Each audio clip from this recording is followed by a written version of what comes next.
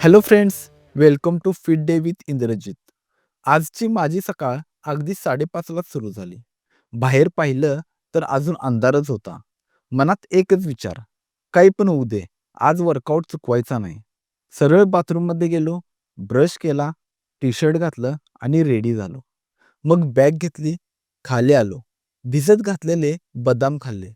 Pre workout drink तयार केली आणि सायकल घेऊन जिमला आलो.